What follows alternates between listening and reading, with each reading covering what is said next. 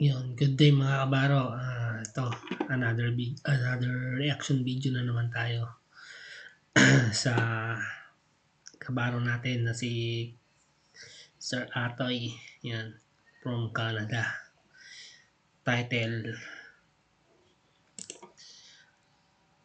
isang linggo lang si kabayan dito sa Canada at bumalik na sa Pilipinas. Buhay Canada. Tara, simulan natin.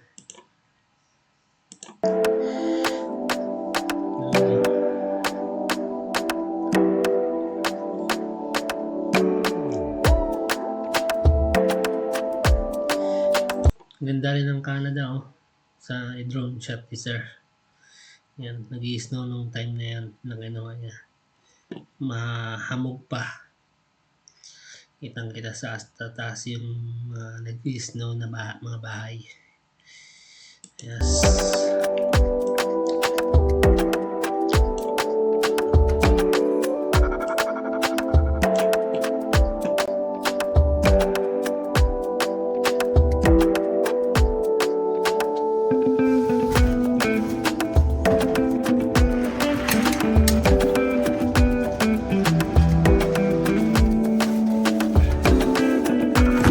Oops.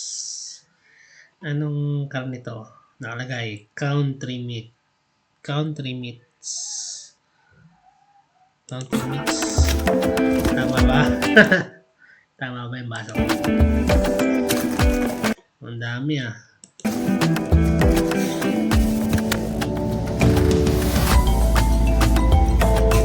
yan, sir? Binigay ng kampanya.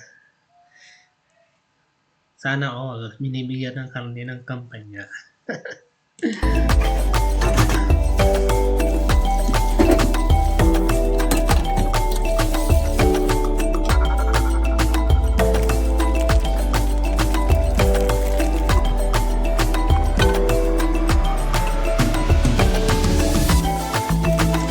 Tosino.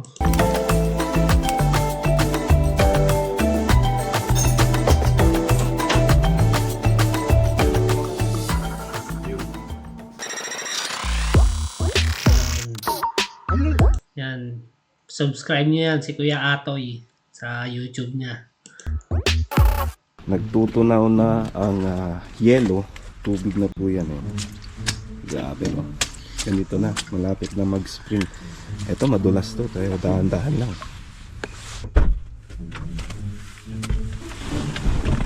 Iba talaga ang snow sa Canada. Mas matindi compare dito sa sa UK. Siguro maano lang, mga 1 inch lang siguro yung kapal kumpara sa Canada. As in, makapal na makapal. Siguro sa other part ng Europe yan, pwedeng kaparehas na sa Canada.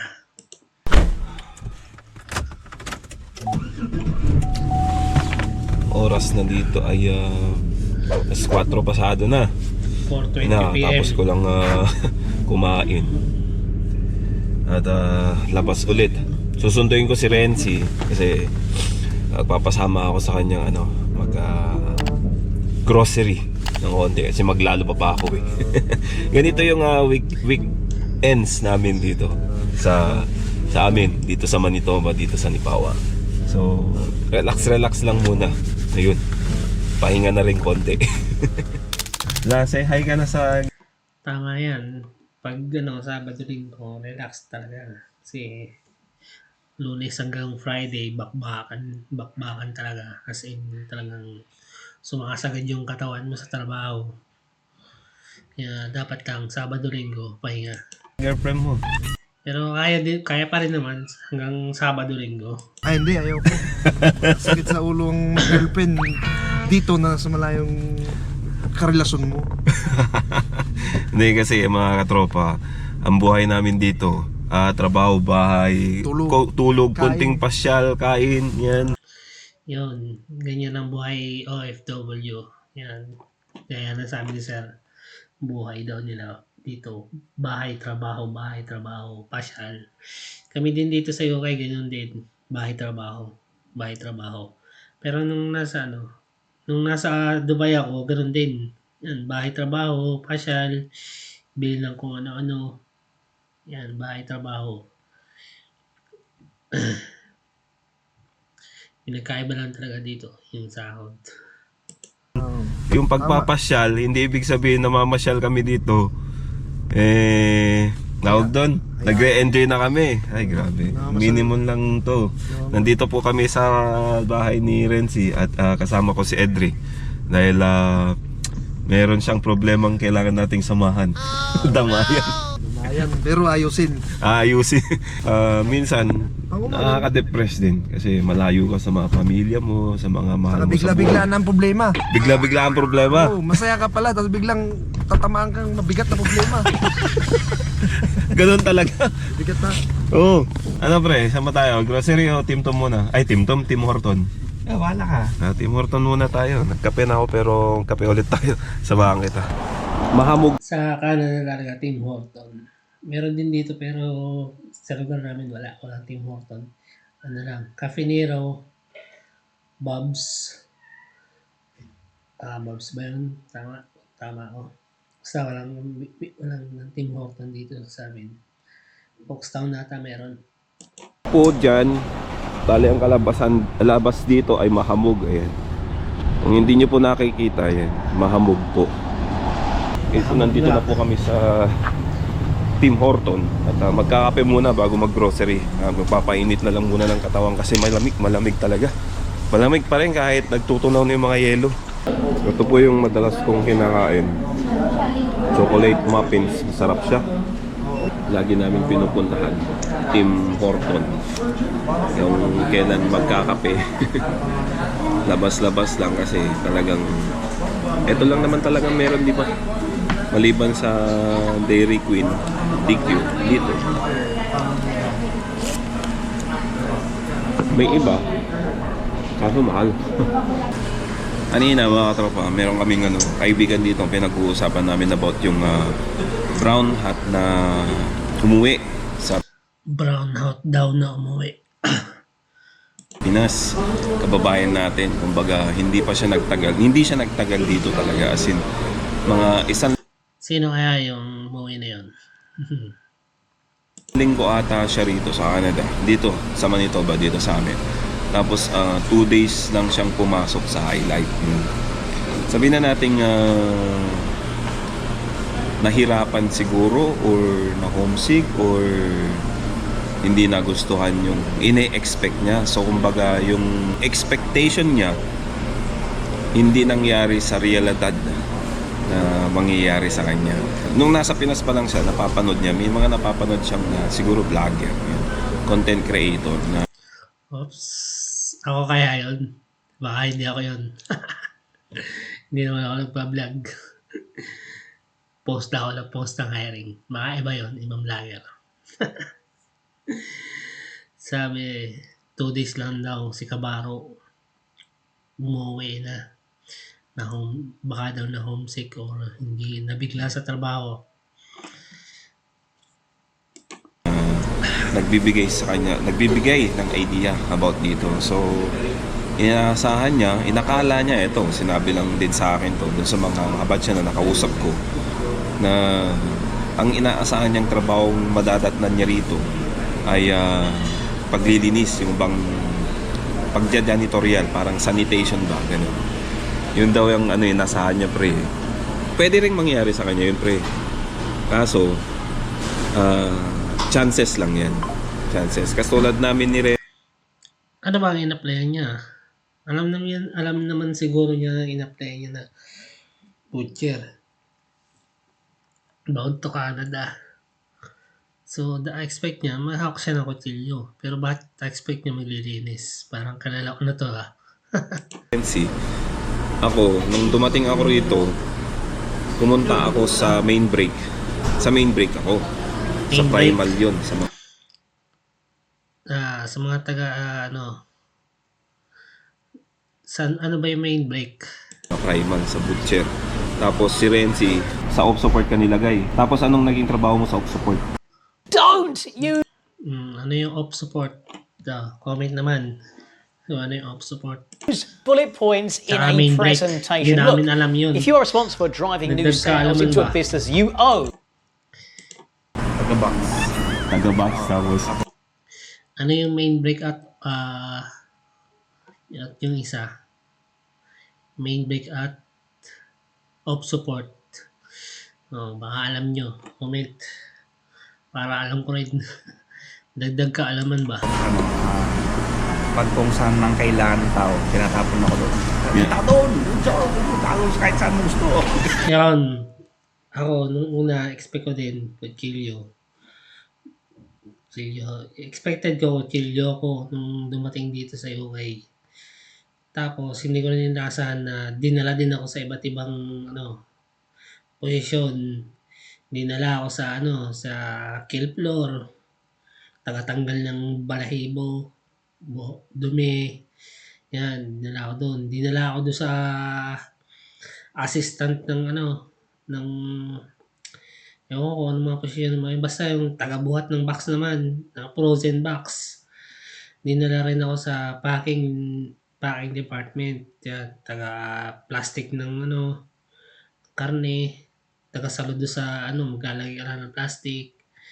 Yan, sa sealer. Iba-iba din sa iba-iba rin sa boxing. Yung pinamahirap. Buhat ka maghapon, 30 kilos. Grabe yun. Pagkaan shipping. Kahit saan. Kung saan ang Kulang. kailangan ng ng tao, doon ako pinapunta. Yun na nga eh. Kaya halos lahat, alam ko. First day niya, nalagay daw siya sa sa push hug sa kill floor. Ewan ko kung push hug siya pero sa kill floor daw siya. At Sa sumunod na araw, highlight pala. nalagay siya sa shipping. Ang shipping kasi, katulad nga na sabi ni Renzi kanina, kung saan siya mapunta, kung saan ang kailangan ng tao, doon lalagay. So, minsan talagang napupunta ka sa shipping. Ako nga rin, napupunta rin ako sa shipping nung brown out ako eh. So, hindi niya siguro in-expect na ganun ka bigat yung trabahong madadatnan niya. Kaya ang nangyari, bumigay na siya, umayaw na siya. Depende sa case ng isang tao eh. Baka kasi yung iba pumunta dito na may kaya talaga. Mahirap. Yun. Yung mga pumupunta yung iba, may kaya talaga sa buhay. Kala nila talaga madali. Pero, hindi. Hindi ganun. May mga pera nga sila. Pero, expected nila dito, wala nila. Easy job. Dali sila nakalis. Pero hindi. Hindi easy job. Hindi easy money. Pang talaga pagka pumunta ka dito. Kasi ang trabaho dito sa Canada, bakbakan. Makbakan talaga. Hindi ka dapat Bakbakan din dito sa UK. lampa-lampa. Oh, Sabi ni Sir, bawal daw ang lalampa-lampa. Bawal talaga. Bawal yung mabagal. Kailangan mabilis. Pakita mo kung gaano ka kabilis. Tsaka yung PR agad pagdating. Pag palampa-lampa ka, kawawa ka. Pagka tinake mo lahat ng bully sa'yo, madedepress ka talaga. So, kailangan malakas ang loob mo. actually, Yun, kailangan malakas loob mo kasi talagang yung magtatalo yung isip mo at katawan mo. Pag nagtalo yan, wala na. Hindi mo talaga kakayanin. hindi pa nga kami nagsisimula. Ang tanong na sa amin nun, tinanong sa akin pre, kung meron daw kaming dalang alaksan. Doon pa lang. Nasabihan na kami kung meron kaming dalang alaksan. Doon pa lang. May dati na akong alaksan nung time na dumating ako dito sa UK. Alaksan, by Jessic, yung kating ko. Nagamit din naman kahit pa paano. Ngayon, di na. Yung na lang, sakit sa ulo. Kasi yun, minsan sobrang lamig. Tapos nasasabayan pa ng sipon. Pagdating sa loob ng planta, sakit ng ulo. Yan. Kaya yung mga baguhan, dala kayo ng gamot. Effective yan. Masasabi ng hindi naman bully. Doon pala masasabi ng mabigat na yung trabaho kasi after nun, sa sakit ng katawan mo, kailangan mo na ng pang pain reliever. pang-relax sa katawan. So, hindi naman pambubuli. Pero may mga na-experience din kami mga pambubuli. Pero hindi namin talaga dinidibdib yun. Kumbaga, part na yun ng journey namin dito. Masasabi kung magpapa... Ako din, na-experience ko din yung bully pero hindi ko alam kung pambubuli ba yun or test para mas maging malakas, para mas pa, ibigay yung best mo. Pero hindi fair.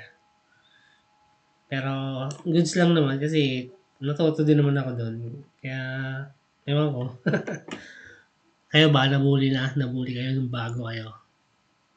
Epekto ka sa pambubuli at hindi ka marunong makisama, talagang madadala ka. Madadala yung emosyon mo dun. Kasi dito talaga, yung depression dito talagang mahirap kalabanin ang depression dito, lalo na pag hindi mo kayang i-adjust yung sarili mo. Parang hindi mo kayang Yung iba, ganun. Inilalagay nila sa isip. Kasi yung pag ilalagay mo sa isip na hindi mo kaya, hindi mo talaga kayanin. Magtatalo yung katawan mo at saka isip mo. Kung isip mo kaya mo, lalaban at lalaban yung katawan mo. Yun, yung para sa akin. Kaya nga kinaya ko kasi nung inisip ko talagang mahirap, bakbakan, yan, kaya yan. Kahit mahirap, kahit pawisan ka na, basang-basa na yung buhok mo, tambak-tambak ka na, kaya yan. Kahit masakit na yung kamay ko, yan, hanggang ngayon masakit pa rin. i-birth ba? Katulad kanina, si Eldridge Pre, yung kausap natin kanina dun sa nung sinundo kita. Siyempre may problema rin yun eh. Nagkakaroon din siya ng problema about dun sa partner niya sa Pinas, magkalayo sila. Hindi ko na i-detalya kung ano nangyari. Pero yung sitwasyon niyang problema niya, siyempre, nagtatrabaho rito tapos may isip mo yung problema mo sa Pilipinas. Parang ang hirap magtrabaho ng ganun eh. Yung ganung yung may dala-dala kang problema sa trabaho, kaya yung depression. May nagsabi sa akin, sabi niya, mas malaki pa daw silang sahod niya sa Pilipinas. Ang hirap daw ng trabaho na yun. Mas maganda para umuwi ng Pilipinas. Sino kaya yun? Yung sabi niya sa akin, tanda ko yun, nung bago lang siya, bagong dating. Sinalang lang. Nakakatawa. Talagang hindi ho ganun kadaling kalabanin ang depression dito sa totoo lang. So yun, yung kababayan nating umuwi na kababayan natin, siguro napaisip siya na hindi para sa kanya yung trabahong yun. Siyempre, ang inasahan naman, siyempre, nung nag-apply siya, asahan mo na butcher ang a-apply mo dito. So, kung inaasahan niya na paglilinis ang inaasahan niyang matatrabaho niya rito dahil doon sa napanood niyang vlogger, hindi po ganun. Hindi po ganun lahat ang mangyayaring madadatan Kilala ko na yun, kasi yun. dito. Maaring mangyaring magiging isa kang floor cleaner, pwede pa. Pwedeng mangyari. Pero Posible, kasi pag puno na yung mga position sa planta, posible ka mapunta sa mas madali, mas magana trabaho. Pero, siyempre, may times na talagang pahirapan ka muna nila. Ganun yun. Ganun sa abroad. Kasi, nung ako sa UAE, ganun. Yung time na bagong salta lang ako, naranasan ko nung time na, inutusan ako ng ibang lahi magtapon ng basura. Hindi naman yung in-applyan ko. Pinagtapon ako ng basura sa Baladia. Ay, sumunod na lang ako kasi bago pa lang naman din ako. Wala magagawa. rare chances lang po sa amin yun. Katulad nga ng sabi mo nung yung natin pre, yung sabi mo isang vlog natin na kaibigan mo, nakilala mo. At Curry's, we're doing everything we can. Yan. Grabe, 2 days lang, mauwi na. Dapat tiniis na lang niya. Butcher sa Moses, ang butcher sa Middle East. Pagdating niya dito sa Canada, ang trabaho niya, hindi talaga muna buso. Nag-floor cleaner muna siya. Nag-floor cleaner siya. Oo. Pero starting point lang naman yun ng ano.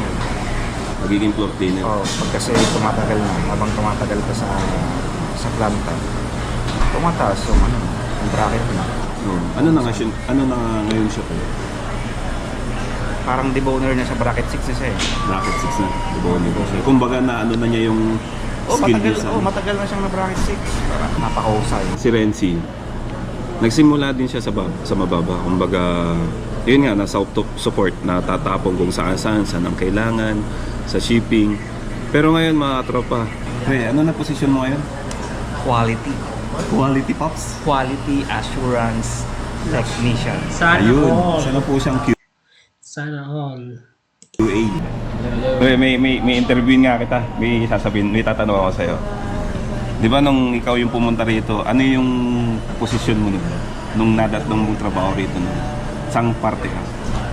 Saan eh, pagka brown hat ka, sa packaging ako. South Packaging, mga ilang buwan din? Halos isang taon. Halos 1 taon. Pero ngayon, nasaan ka na ngayon? Nasaan na ako booming shoulder line. Shoulder line. Kung mangarap nyo pumunta talaga dito, kailangan yanda nyo yung katawan ninyo kasi iba ang galaw ng trabaho sa Canada, saka sa atin sa Pilipinas. Baka magulat kayo pagdating dito. Iyak lang. Iyak lang ba? Eh, prepare mo yung katawan ninyo. Iyak. Maraming umiiyak.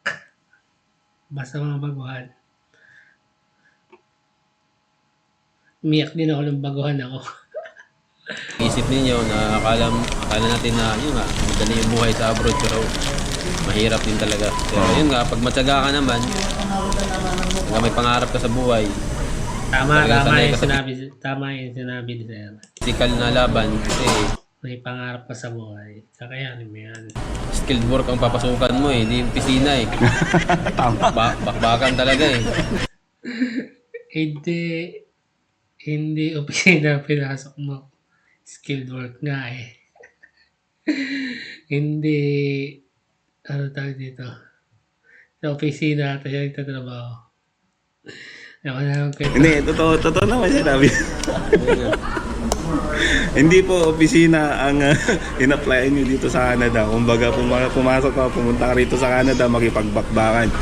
Actually, hindi lang naman ito yung mahirap na trabaho rito sa amin. Kumbaga, ito sa amin, kung mayaman ka sa Pilipinas at may kaya ka, advice mo, huwag na lang. No? Kaya kayo naman, wag na lang pagka may kaya ka sa Pilipinas.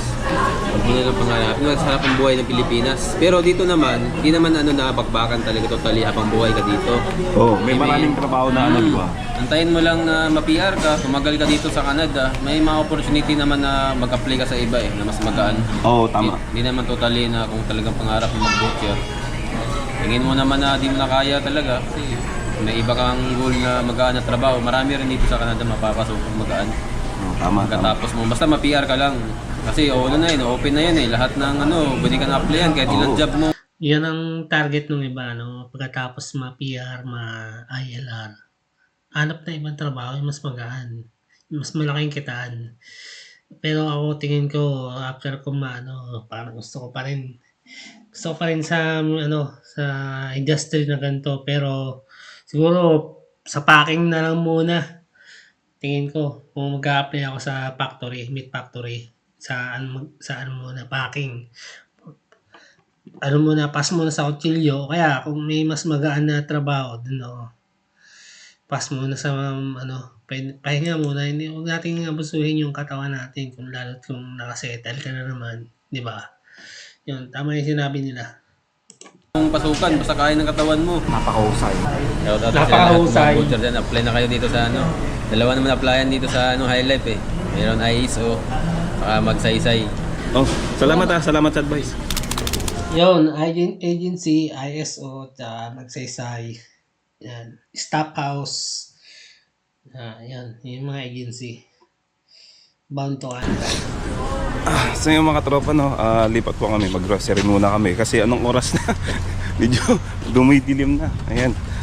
At maganda yung advice ni Richard eh. Pero totoo naman lahat yung sinabi niya, pre. Totoo naman talaga. Oo. Kasi ang mahirap kasi kung puro positive yung napapanood yung masyado sa mga nandito eh. Kasi mahirap na. Sabihin mo yung katotohanan. Oo. Katotohanan lang. Huwag yung magpapaasa ka na, lalo na pag nandito ka na, tapos sasabihin, ay, hindi pala ganun. Ano ba yan? Saglit lang, pre. Okay, so nandito po kami sa Co-op at bibili ng mga kung ano-anech. Hindi tayo, pre. May bibiling ka? Isa ka rin ba sa Kaya ako, pag nagbibideo ako, sinasabi ko lang yung totoo. Hindi ako nag-invento lang. Yan. Kung ano yung na-experience ko, yun yung sinasabi ko. Walang pawang katotohanan nga lang daw. Kumusta ka na? Okay lang po. Nagwawang pa rin ah. Oo. Siyempre, bagong kasal eh. Ay, congrats kaibigan. Ang guwapo. Ay, eto nga po pala yung picture ni paring Bagong kasal, si Sherwin Navarro. nung bagong kasal. Sherwin. Inobo tuloy ako. Sherwin din pangalan ko. Kawaro, Katokayo. Ayan po, napakagwapo niya. Ayan po ang kanyang butihing asawa at nasa Pinas Yun. pa. At kailan po kayo punta dito sa Sana all. Ano po, kung katapos yung mga depende sa documents or requirements kasi. Sa ihip ng panahon. Oo. Nga pala, pre. May tatanong ako sa'yo. Para ibata yung ihip ng panahon. Kung ikaw ay mayaman sa Pilipinas at pupunta dito sa Canada bilang butcher, May opinion yan, no? oo, anong pipiliin mo? Mag-stay na lang sa Pilipinas o pagpatuloy ang pangarap mong mag-Canada? Ang ako tatanungin kung mayaman na ako, hindi na ako mag-abroad. Magne-negosyo na lang ako. Kasi iba sa Pilipinas, iba yung buhay. Tapos, siguro, pasyal-pasyal na lang ako sa mga bansa. Siyempre, may business ka na. Alam mo yun, may business ka na, kumikita ka na.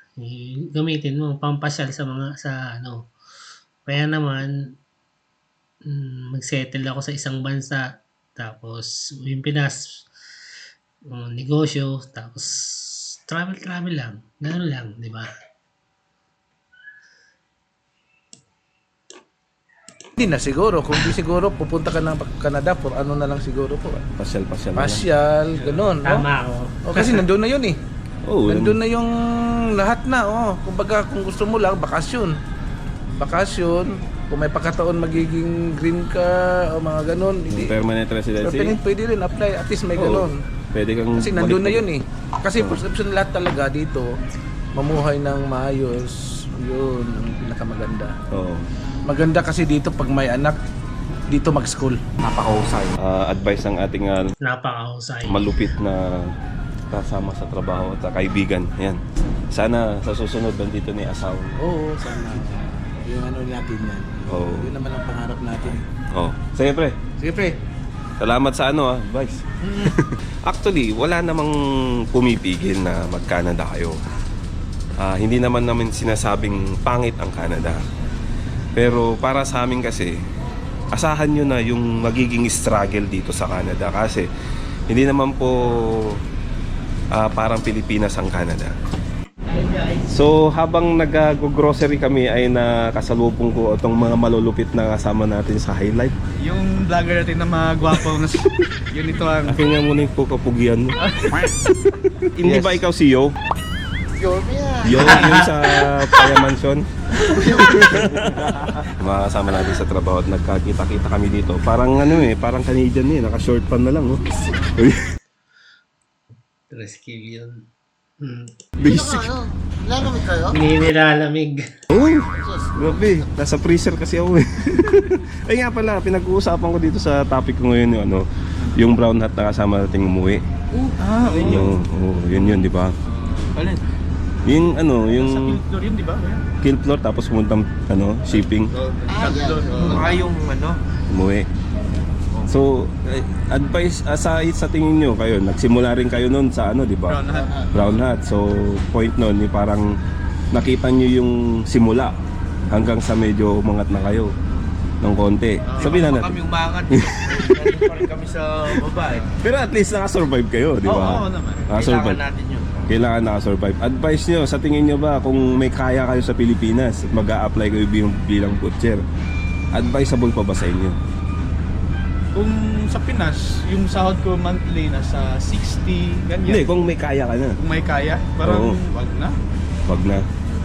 Kasi pagdating dito, Bakbakan talaga. bakbakan talaga, iba na rito. Diba? Iba talaga no. Ibang buhay, ibang mundo, iba ang lahat. Pero nasa kanila din yun. Oh. Kung may kaya ka Kung at may gusto kaya. mong pangarap mo talagang mag-Canada. Mag-experience ng Canada. Yun, Pero pwede. ano yung may advice nyo kung sakaling nandito ka sa Canada? Pangarap mo talaga kahit may kaya ka na. Pangarap mo, ano yung may advice nyo na madadatnan nila dito? Tiyaga lang, tsaka yung homesick. Homesick. Lagi talaga yung homesick. Yorme, ikaw, anong masabi mo? Hindi mag-tourist ka na lang. Mag-tourist? Oh, may kaya ka naman eh. Oo. Kung baga gusto mo lang makita yung Canada, di ba? Oh, may experiences no, ganun. Huwag ka lang. Pero kung papasukin nila yung mundo ng pagbubutcher, magbangon sila ng mga 100 Magpakatatag sila kasi lakas ng loob. Lakas ng loob. Sandaang alaksan at kating sobrang hirap. Number one talaga yung ma-homesick siya. Yung number one yun, homesick. Oo. Nakulong ka lang sa bahay. Saka lagi mong isipin yung pangarap. Pangarap. Pangarap, tama. Anong purpose mo talaga dito sa Canada? Oo, yung pinunta mo dito sa Pinuntahan mo Canada. Isipin mo na homesick versus dollars yan eh. Oo. Diba? Totoo yan. Homesick versus dollar. Oo, ano yan ah? Ito tayo sa dollar. Dollar, yun. It's quite different here. Napakahusay. quite different here. Tama naman talaga. Kahit naman sa bansa. Talagang yormeng-yorme. Kabayan, ikaw ba ay Commercial. Oh. Walang skip ad. Election natin 2025 dito sa Dipawa. Yorme. Yorme. Lagman. So yung mga tropa no, shout out sa mga tiga Pampanga. ayun. Shoutout So, sa okay pala, shoutout. taga Negros, Dumaguete. Shoutout sa mga taga-Tarlac. Ayun. Pamilya natin dyan. Mga asawa at anak. Kuyo, kung talagang tama yung sinabi ni Yorme, kung sakaling may kaya ka na, Kaya kayo. mag-tourist ka na lang. Oo. Pero kung papasukin mo butcher dito at may kaya ka, wag na lang. Kasi may mga, May kaya, pinasok ang butcher, hindi kinaya. umuwi. Akala kasi nila, Madali lang. Madali lang. Pag Madali lang. ganito sila, basic, easy, pero hindi. Hindi, Kasi pag hindi. nagpo-post tayo ng mga picture sa labas, akala nila masarap ang buhay. Oh, yun nga sinasabi ko. Picture sa labas, gala dito. Hindi nila alam yung daily nangyayari sa atin. Katulad nito, Tama. nag-grocery tayo. Kami tatlo. Mamaya, nag-post tayo ng picture. Parang, Kaya ako bihira ako grocery post. Akala nila masarap ang buhay dito. Ng mga picture ko. kabayan. Hindi. Yun. Dolyar din yung ginagastos mo. Di ba sabi ko, hindi naman lahat ng nakikita nating pinapakita natin sa Canada, puro positive. Oo. Sabihin natin yung katotohanan. Oo, naman. Di ba? Mahirap. Hirap talaga. Hirap po. Dahil sa pangarap, kakayanin. Go. Malay mo, pagdating ng panahon, magiging successful ka dito sa Canada. True. Pero nagsimula ka sa mababa. Ay, wala naman na talaga eh. So, bababa talaga tayo. So, kung papasukin niyo yung mundo ng pagbubutcher, magpaalam kayong maayos sa mga kamay niyo. Iba po. Sa akin, okay pa naman yung mga kamay ko. Wala pa naman tama. Pero yung tama niya nandun sa loob. Yung mga kuko ko mabuhay pa. Kaya magpaalam na kayo sa mga kuko nyo. Ano sabi mo? Kamay? Yan. Kamay. Tignan niyo. Hindi ko na masaray kamay ko. Na masira ang kamay. May Ayun. katawan. Oh, so yun mga tropa no, iwan ko muna kayo. Maraming salamat. Hinahanap na ako ng card ko eh. Sige pre. Tagal lang mga toys. Oo. Sige mga katropa, kasama natin at nakapagbigay din ng advice. At least, hindi lang isang tao, dalawa, at least nakapagbigay sila ng advice kung paano ba ang sitwasyon dito. At hope sana nakatulong sa inyo kasi hindi lang naman aking opinion lang ang nagbibigay ng aking hika. Salamat sa opinion mo, Sir Atoy. Yan. At sana naliwanagan din sila sa video mo. Yan. Talagang hindi madali ang mag-abroad or maging butcher sa saan man, kahit saan man, Canada, UK, Australia, New Zealand. Hindi madali. Kaya sa mga baguhan na ngarap, talagang itatak nyo na sa isip nyo na hindi madali yung ganitong trabaho. Pero yung hirap naman, hindi naman pang matagalan.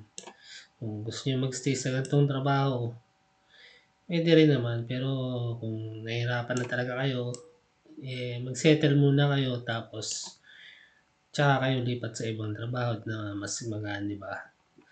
Kaya ayun lang mga kabaro. Salamat ulit hanggang sa susunod na reaction ulit ng video. Salamat!